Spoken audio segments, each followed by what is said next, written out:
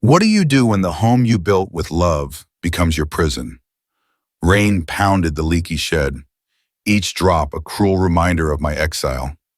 At 67, Sarah Mitchell, shivered in the damp Seattle night, clutching a thin sweater in a backyard shed my so-called bedroom.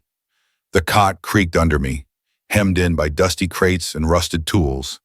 Just 50 yards away, my dream house glowed warmly, its windows alive with the smug laughter of my son-in-law, James Carter, entertaining his elite clients.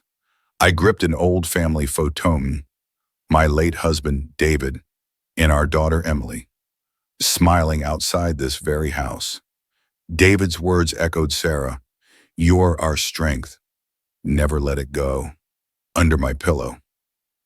A hidden flip phone glowed with one contact feu, Plan B. My thumb hovered over the call button. Heart racing, one call could unravel James' lies, reclaim my dignity and save Emily from his grip. He thought I was a broken old woman easy to discard. He was dead wrong. So, where are you tuning in from? Ever felt pushed to your limit, ready to fight back? Drop a comment. Love to hear. Stick around because one secret, one call, and a mother's love are about to turn this storm into a reckoning. The shed door groaned shut, barely muffling the Seattle rain. I sank onto the creaky cot, its springs protesting, and held the family photo closer. That house, our house, was no mere building. It was a modern masterpiece in the suburbs. Built by me and David Mitchell in the 1980s. Every inch steeped in love. The oak staircase bore our initials, carved by David's steady hands. The reading nook I crafted for Emily cradled her childhood dreams. The rose garden bloomed with memories of her first sunflower seeds. Now it was a fortress, and I was banished to this damp shed while James Carter played king. I'm Sarah Mitchell, 67, widow of David, and once the co-founder of Mitchell Homes, a construction giant that shaped Seattle's skyline. I wasn't just David's partner. I was the strategist, closing million-dollar deals while he swung the hammer. We turned a beat-up truck into an empire. But 5 years ago, cancer stole David, and his dying wish haunted me. Take care of Emily. Grief blurred my judgment, so when Emily married James Carter, I signed over the house to her, thinking it would secure her future. I stay in the guest room, small price for her happiness. What a fool I was. James, a financial advisor, had a smile too sharp and eyes that never softened. His family's firm, Carter Wealth Management, was a staple among Seattle's elite, but his charm felt like a trap. I had voiced doubts, but David, ever hopeful, said, "He's driven. Sarah, Emily's happy." She was dazzled by James's flowers and grand promises. I stayed silent, even when his parents scoffed at our charming home, demanding a country club wedding. After David's death, James's hints grew bolder. "Emily misses this house," he'd say over dinner. "She wants her kids to grow up here." Manipulation, clear as day now. I gave Emily the deed, believing we'd share the home as family. At first, it worked. I kept busy, volunteering at the library, sipping coffee with my friend Linda at Rain City Brew. Emily seemed settled, and I found peace knowing she was rooted where she'd grown. But James had plans. It started subtly. He moved my favorite mugs to a shelf I couldn't reach, claiming it streamlined the kitchen. Then Emily, eyes downcast, asked me to use the back door during their parties. James's clients need a certain vibe. "Mom," she muttered, "it's temporary." I swallowed my pride. I'd faced down corporate sharks, yet I wasn't polished enough for James' world. The betrayal deepened. 6 months ago, I returned from visiting Linda to find my belongings dumped in the shed. It was a makeshift prison, a cot, a flickering space heater, a toilet squeezed into a corner. Emily met me in the driveway, guilt etched on her face. "James' parents need the guest room for a month," she said. "It's just for now, Mom." That month became 2, then 6. His parents left, replaced by a parade of guest colleagues, frat buddies, even his trainer. Each time, Emily's promises grew weaker. Soon. Mom, one stormy night, needing hot water. I slipped into the house through the back door. The dining room buzzed with James's guests, their laughter sharp, his voice sliced through. The old lady's no trouble. She'll be gone soon. Mark my words. My heart stopped. Gone. Was he plotting to erase me from Emily's life? I fled to the shed, pulse racing, and found Emily's childhood diary among the boxes. At 10, she'd scrawled, "Mom's the strongest person ever. I want to be like her." Tears fell as I clutched it. Where was my Emily now? The shed's damp walls wrecked my health. A cough turned into pneumonia.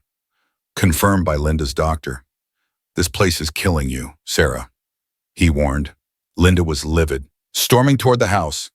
"In confronting that snake," she shouted. I grabbed her arm. "No, Linda, this is my battle. Alone." I held David's photo, his voice clear. "Never let anyone take your strength." James thought he'd crush me, locking me in this shed. He didn't know about our secret Oregon condo, or the millions in hidden accounts. He didn't know I'd sold Mitchell Homes for a fortune after David's death, and he had no clue about the flip phone or the call I was ready to make. In the dark, I slipped on the silver necklace David gave me for our 25th anniversary, engraved with Sarah and David forever. It was my armor. James Carter was about to learn who he'd underestimated. The rain hadn't let up, drumming on the shed's leaky roof like a relentless accusation. I sat on the creaky cot, the damp Seattle chill seeping into my bones, and clutched Emily's old diary. Its pages yellowed but precious. Her childish scrawl, "Mom's the strongest person ever," cut deeper than the cold. Where was that Emily now? The shed's dim light flickered, casting shadows over the family photo I'd propped against a crate. David's smile, so steady, seemed to urge me on. I traced the silver necklace around my neck, a gift from him on our 25th anniversary, engraved with Sarah and David forever. His voice echoed in my mind. "A smart woman always has a backup plan, Sarah. That plan was why I hadn't crumbled diet 40 years ago. David and I were just a couple of dreamers with a rusty pickup and a wild idea. Seattle was booming, and we saw our chance. Mitchell Homes started small, renovating porches, building garages, but we had grit. David was the craftsman, shaping wood into art, like the oak staircase in our house with our initials carved in secret. I was the strategist, crunching numbers, charming investors, and outsmarting developers twice my age. Together, we turned our little outfit into a construction empire, erecting half the commercial buildings in King County. But we were careful, never flashy. We invested quietly, a secret condo in Oregon. Offshore accounts, silent partnerships. "Keep these hidden," David would say, winking, "for a rainy day." He didn't mean the weather, but nights like this, exiled in my own backyard, when David got sick, everything changed. Pancreatic cancer moved fast, reducing my strong husband to a shadow in months.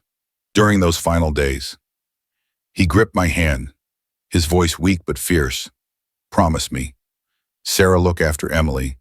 Give her everything she needs." I swore I would. How could I not? 3 months after his funeral, James proposed to Emily. The wedding was a spectacle. All James is doing, crystal chandeliers, a string quartet, a guest list that screamed old money. His parents, Harold and Evelyn Carter, barely hid their disdain for our modest home. Charming. Evelyn sniffed, but hardly suitable for such an event. I bit my tongue. It was Emily's day, not mine.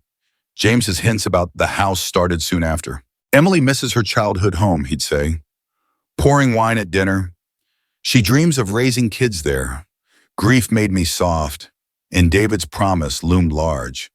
So I signed over the deed, believing Emily and I would share the home as family. At first, it felt right. Emily's joy when I handed her the papers warmed my heart. I settled into the guest room, volunteering at the library, meeting Linda for coffee, finding solace in routine. But James had other plans. and they didn't include me. It began with small slights. He reorganized the kitchen, stashing my special occasion dishes on a shelf I needed a ladder to reach. It's more efficient, he claimed. Smirking, then Emily, avoiding my gaze, suggested I skip the main entrance during their parties. James' clients are particular. Mom, she said, it's about his image and negotiated with Seattle's toughest developers. Yet I wasn't good enough for James' financial buddies. I swallowed my hurt, telling myself it was temporary. The shift was gradual but relentless. James replaced David's hand-carved staircase with cold steel, claiming it was modern. The reading nook I built for Emily, where she'd curl up with fairy tales, became a gym for his protein shakes and dumbbells. Each change erased a piece of David, a piece of us. I tried talking to Emily, but she'd sigh. James says it's for our future. Mom, her eyes begged me not to push, and I didn't, foolishly hoping she'd see through him. One night, I needed hot water for tea and slipped into the house through the back door. The dining room buzzed with James' guest suits and champagne, all fake laughter. I froze in the shadows as James's voice carried, "The old lady's no trouble. She'll be gone soon, trust me." Gone. My heart pounded. Was he planning to shove me into a nursing home, or worse? I fled to the shed, rain soaking me, and found Emily's diary and a box of my things. Her words, "I want to be like Mom," broke me. I clutched the necklace, whispering, "David, help me save her." The final straw came last month. I'd visited Linda for the weekend, and when I returned, my belongings were in the shed. It wasn't a room, it was a cage, a cot, a failing space heater, a toilet jammed in a corner. Emily met me outside, guilt twisting her face. "James' parents need the guest room," she said. "It's just for a month." That month stretched on. His parents left, but others took their place, colleagues, friends, even his trainer. Each time, Emily's excuses grew thinner, just a bit longer. "Mom." Then came the lock. One evening, I tried the back door, only to find it bolted with a new deadbolt. Rain poured, and I was stuck outside, coughing from the damp. Emily cracked a window, passing me a blanket, her eyes wet. "I'm sorry, Mom," she whispered. But she didn't open the door. James had turned my daughter into a stranger, and I was paying the price. The shed's conditions wrecked my health. A persistent cough turned into pneumonia. Diagnosed by Linda's doctor. "This place is killing you, Sarah," he warned, prescribing antibiotics and an inhaler. Linda was livid, storming into the driveway. "That snake's done enough," she shouted, eyeing the house. "Let me at him." I grabbed her arm. "No, Linda, this is my battle." Back in the shed, I sat with David's photo, his words fueling me. A smart woman has a backup plan. James didn't know about the Oregon condo, bought through a shell company. He didn't know about the accounts holding $45 million, untouched since I sold Mitchell Homes. He didn't know it'd been the brains behind our empire, outwitting men like him for decades. And he definitely didn't know about the flip phone under my pillow or the call I was ready to make. Last week, I caught James in the driveway, loading boxes into his BMW. "What's this?" I asked, spotting my mother's china among them. He smirked. "Storage. We're decluttering for a fresh start. My china wedding gifts from my parents, reduced to clutter." I confronted Emily later. Alone in the kitchen. "He's erasing us," I said, voice shaking. "Your father's work, our memories." She looked away. "James says it's for resale value." "Mom," his thinking ahead. "Resale." My stomach dropped. Was he planning to sell the house, my house? That night, coughing in the shed, I found a letter tucked in Emily's diary, written by her at 16. "Dear Mom, you and Dad make me believe in love. I'll never let anyone come between us." Tears fell as I read it. Emily was still in there, buried under James's control. I had to fight not just for me, but for her, for the family David and I had built. I pulled out the flip phone, its screen glowing with FL Plan B. Frank Larson, David's old partner, was my lifeline. He knew our secrets, our assets, our contingencies. One call could set everything in motion, expose James, save Emily, reclaim our home. My finger hovered, heart racing. James thought he'd won, locking me out, stealing my daughter's heart. He was about to learn what happens when you underestimate Sarah Mitchell. The Seattle rain had slowed to a drizzle, but the shed remained a damp, suffocating cage. I sat on the creaky cot, Emily's childhood diary open in my lap. Her words, "He'll never let anyone come between us."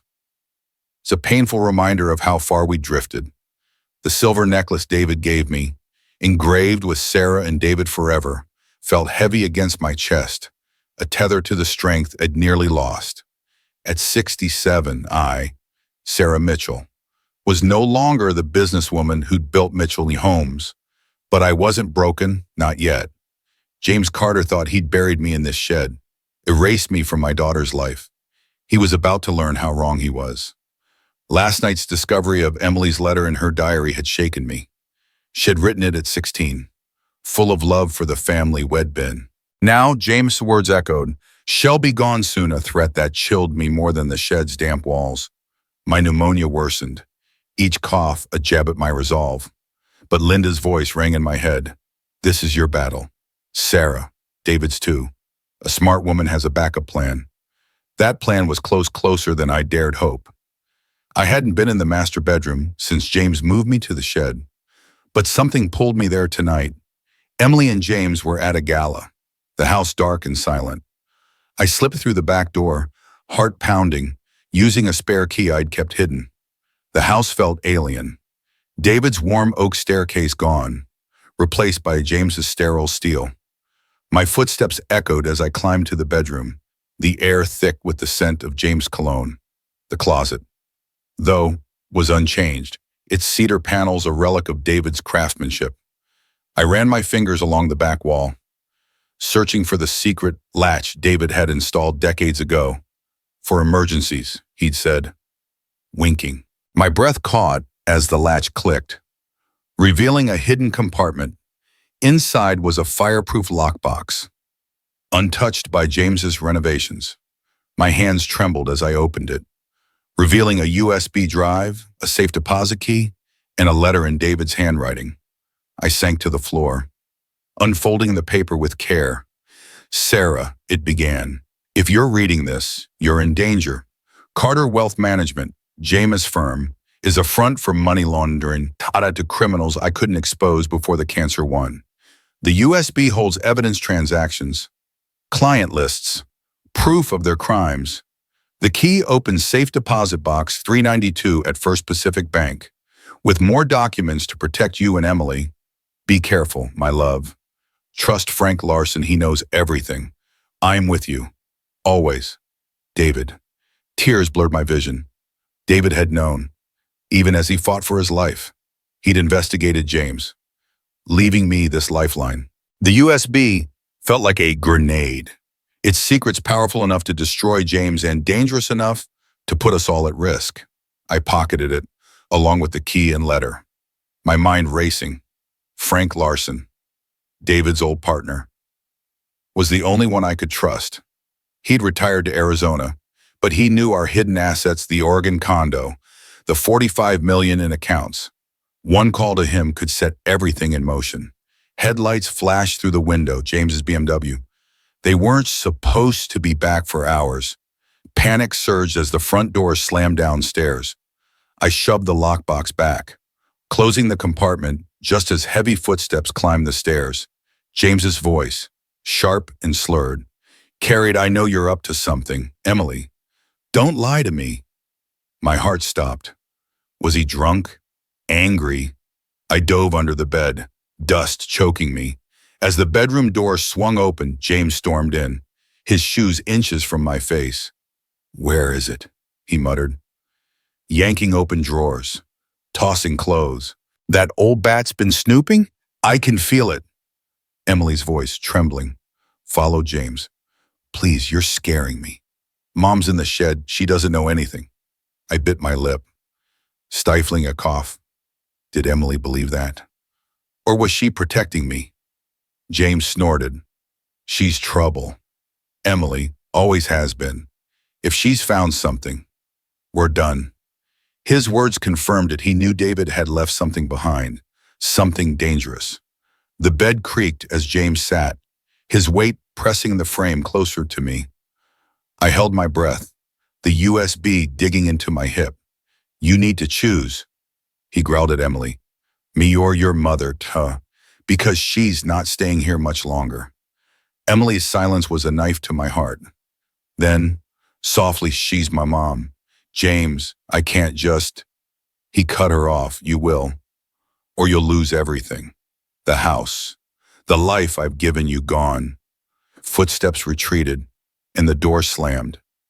I waited, lungs burning, until Emily's sobs faded down the hall. I crawled out, coughing softly, and slipped to the window. James' car was still in the driveway. He hadn't left. I had to move. I crept downstairs, avoiding the creaky steps, and out the back door, rain soaking me as I reached the shed. My hands shook as I grabbed the flip phone, its screen glowing with FL, Plan B. Frank Larson was my only shot. I pressed call, praying he'd answer. 3 rings, then his familiar drawl. Sarah Mitchell. Been too long. Darling, what's wrong? Frank, I whispered, voice breaking. It's James. David left evidence. He's laundering money. I found a USB, a key, a letter. They're on to me, and Emily's in danger. Frank's tone sharpened. Good Lord. Sarah, Thomas warned me this might happen. I'm on the next flight to Seattle. Stay safe, don't let James see you with that USB. I nodded, though he couldn't see. What's next? Frank paused. We need proof to nail him. I'll dig into Carter Wealth Management from my contacts. You lie low, but keep an eye on James. He's desperate, and desperate men are dangerous. Hanging up. I clutched David's letter. His words a lifeline. I'm with you. Always. I looked at the family photo, Emily's young face so full of hope. She was still my daughter, trapped under James's spell. I had to save her, not just from him, but from the life he was dragging her into. The USB was my weapon, but it was also a target. If James suspected I had it, had stop at nothing. A knock on the shed door made me jump. Mom, Emily's voice, soft and shaky. I hid the USB under the cot and opened the door. She stood in the rain, eyes red, holding a thermos. I brought you soup, she said, stepping inside. Her gaze lingered on the diary, then met mine. I'm sorry about tonight. James is stressed. The firm's audit is coming up. Audit? My pulse quickened. David's letter mentioned irregularities. Could this be connected? Emily, I said gently, is James hiding something? About the firm, the house? She stiffened. No. Mom, it's just work. You don't understand. But her eyes flickered, uncertain. I touched her arm, the necklace glinting under the shed's dim light. I found your diary, I said. You wrote that would never be apart. I still believe that. Tears welled in her eyes. I don't know who I am anymore. She whispered, James has changed me. Before I could respond, headlights swept the yard. James's car pulling out. Emily tensed. I have to go. He'll be mad if I'm not home. She hugged me, quick and desperate, then vanished into the rain. I sat with the USB, David's letter, and a fire in my chest. James was unraveling, and Emily was slipping away. But Frank was coming, and the evidence in my hands could bring James down. One call had started this now. It was time to finish it. The drizzle had stopped, leaving the Seattle night heavy with mist. In the shed, I gripped the USB drive, its weight a promise and a threat. David's letter, tucked beside Emily's diary, burned in my mind. Carter Wealth Management is a front for money laundering. At 67, Sarah Mitchell, was no longer just a mother fighting for her home.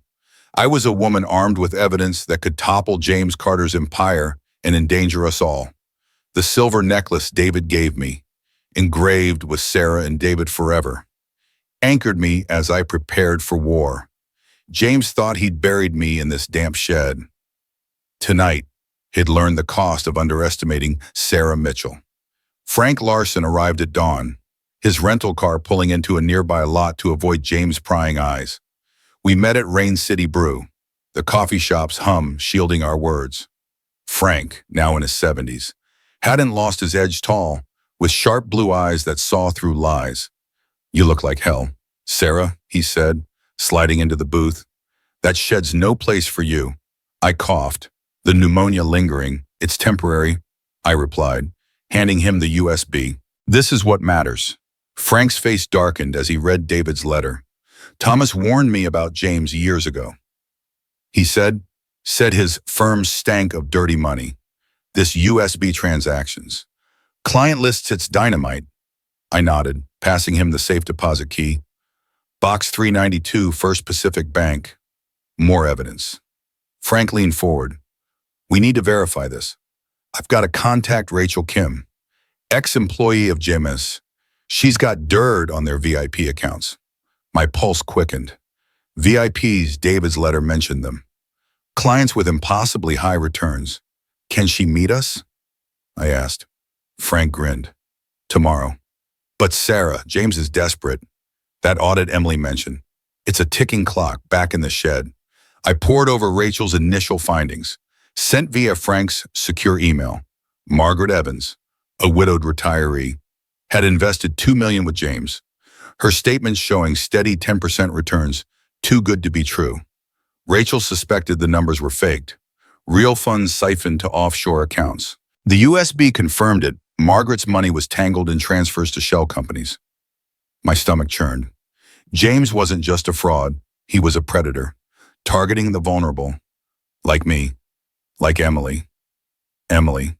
Her visit last night, bringing soup, haunted me. Her tearful confession, "James has changed me," was a crack in his control. I clutched her diary, rereading her teenage promise, "We'll never be apart." She was still my daughter, trapped in James' web. I had to free her. But confronting him privately risked escalation. A public stage was safer somewhere James couldn't lash out. The Pacific Crest, a swanky Seattle restaurant, was perfect. He'd invited Emily and me to dinner there tonight, likely to parade his success. I turned his spotlight against him. I prepared in Frank's hotel room, trading my shed-worn clothes for a sleek black dress, the necklace gleaming at my throat. My silver hair, styled elegantly, hid the toll of the past months. Frank whistled. "There's the Sarah I know ready to take names." I smiled, tucking the USB and David's letter into my purse. "Let's end this, Frank." He handed me a folder. Rachel's notes on Margaret Evans. "Use them to rattle James. We'll be at a nearby table, watching." At the Pacific Crest, chandeliers cast a golden glow over linen tables. I arrived early, securing a corner spot with a review of the entrance. My heart raced, but a calm settled over me for months. James had diminished my locking me out, erasing David's legacy. Now I held the power. Emily and James entered at 7, her navy dress accentuating her unease, his tailored suit screaming arrogance. His steps faltered when he saw me, not the shed-bound widow, but a woman reborn. "Sarah," he managed, masking surprise. "You clean up well." "Thank you," I said, rising to hug Emily. She clung to me, whispering, "You look amazing, Mom." Her eyes held a flicker of the girl who'd written in that diary. We sat, Frank discreetly nearby, as James ordered a Bordeaux to family. He toasted, his smile tight. I raised my glass, voice steady. "To truth?" His eyes narrowed, but he sipped, unaware of the storm coming. The waiter departed, and I struck. "James, about that audit Emily mentioned, how's it going?" His grip tightened on his glass. "Routine," he said. "Nothing to worry about." I leaned in, voice low. "Really? Because I've been looking into Carter Wealth Management and in Brenneman, Margaret Evans' account, for instance. 10% return's impressive, but the numbers don't add up. Emily frowned. Mom, what are you talking about? James's face flushed. This is inappropriate. Sarah, family dinner isn't for business. It's our family's business, I countered, sliding Rachel's notes across the table. Margaret's funds moved to offshore accounts. Your VIP clients. James, are they all like that? Emily opened the folder. Her eyes widening. James snatched it, wine splashing as his glass tipped. Enough, he hissed, drawing stairs. You're out of line. The restaurant hushed. Eyes on us. Perfect he was unraveling in public. Am I said, calm but firm. I have evidence. James, transactions. Client list, sproof your firm's laundering money. And I'm meeting Margaret Evans tomorrow to confirm it. Emily gasped. James, is this true? He glared at me, jaw clenched. You're playing a dangerous game. Sarah, people bigger than me won't like this. His threat hung heavy, but I didn't flinch. Then let's make a deal, I said. A proper living space in the house, private entrance, full autonomy, no using the house as collateral for your loans, and you treat Emily with respect. Or I call the SEC. Emily's voice shook. Loans. James, you said the house was safe. He ignored her. Eyes locked on me. You think you can blackmail me with some notes? I reached into my purse, holding up the USB. Not just notes. Evidence left by David. His face paled. Before he could respond, I handed Emily her diary. You wrote that I was the strongest person you knew. I said softly, I'm still fighting for you. Emily. Tears spilled down her cheeks as she opened it, reading her own words. James stood, knocking his chair back. This is over, he snarled, grabbing Emily's arm. She pulled away. No, James, I need answers. He stormed out, leaving a stunned silence. Emily hugged me, sobbing. I didn't know, Mom. I'm so sorry.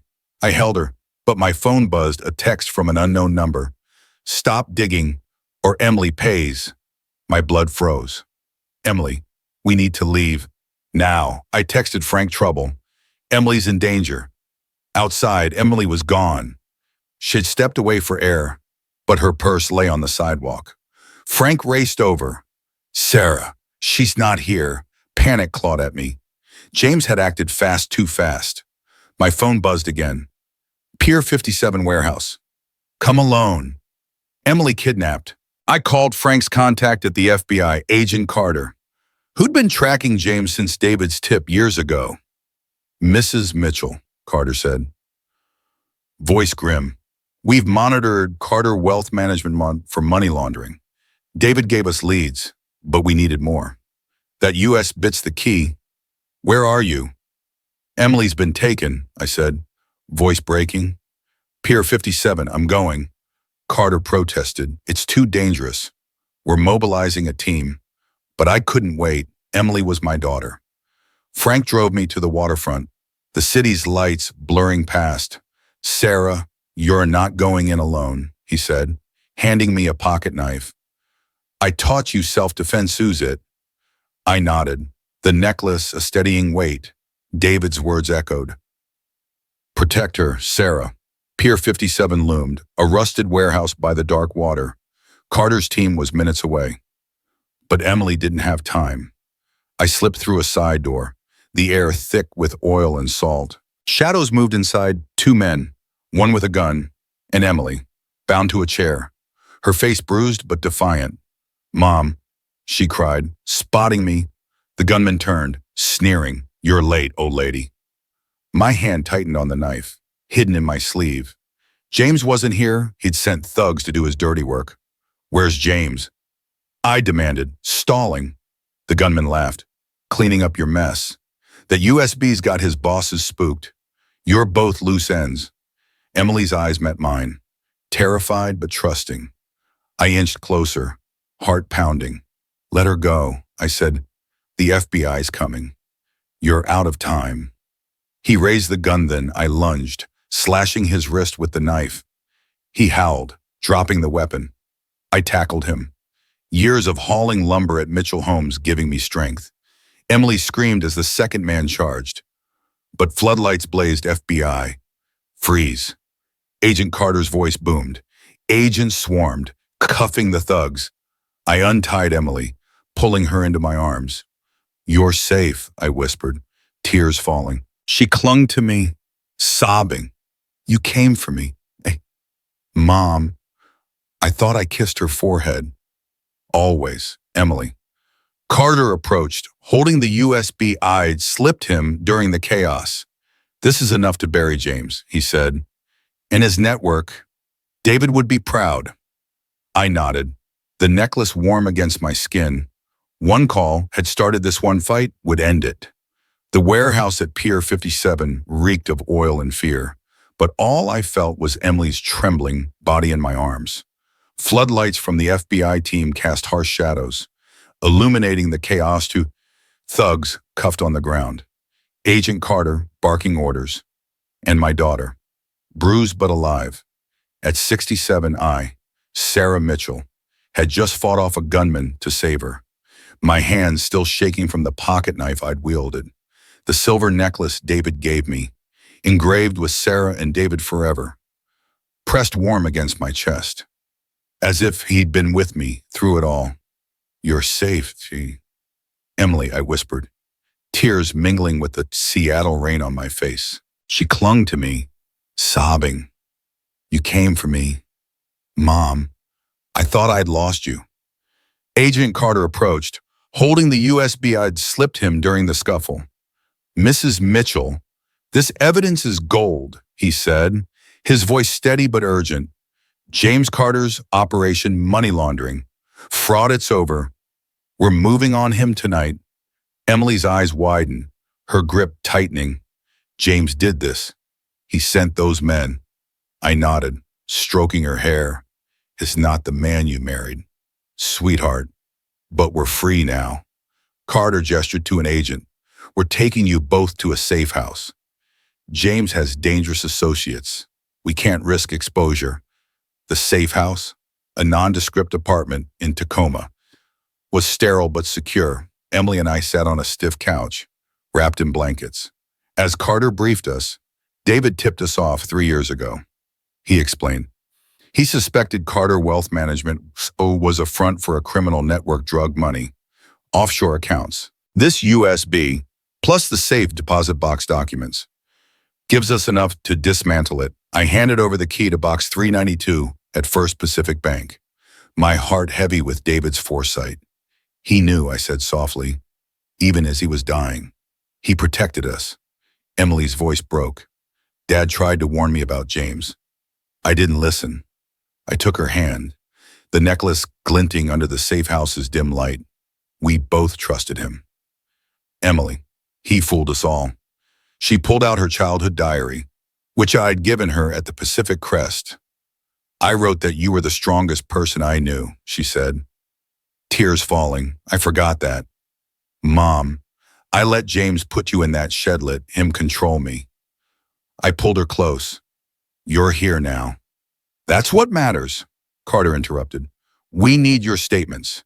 Then witness protection until we make arrests. James is on the run, but we'll find him. The next day's blurred interviews, affidavits, in the weight of witness protection looming. Emily and I were separated for safety, communicating only through FBI channels. I was relocated to a small town in Arizona, posing as Diane Parker, a retired librarian. My silver hair dyed chestnut, my wardrobe swapped for casual linens. I barely recognized myself. The desert sun felt alien after Seattle's greenery, but I clung to David's necklace and Emily's diary. Their words my anchor. Agent Carter called weekly, updating me on the case. We raided Carter Wealth Management, he said. The USB tied James to a multi-state laundering ring. Margaret Evans' testimony, her faked returns sealed his fate. Margaret, the widowed retiree James defrauded, had come forward after it contacted her. Her courage, and that of other victims, fueled me. But Emily's absence ached. I'd saved her from James' thugs. But could I save her from the guilt and trauma he'd left behind? One night, staring at the desert stars, I whispered to David's photo, I kept my promise. Love, Emily's safe. Now help me bring her home. 6 months later, Carter's call changed everything.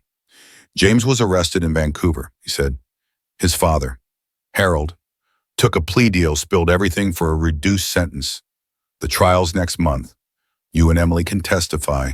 My heart leaped. Can I see her? Carter paused. After the trial, if the threat's neutralized, hang in there, Sarah. I clutched the necklace. Hope flickering. The house was still in Emily's name. Released from federal hold, I dreamed of its rose garden. David's legacy blooming despite James' greed.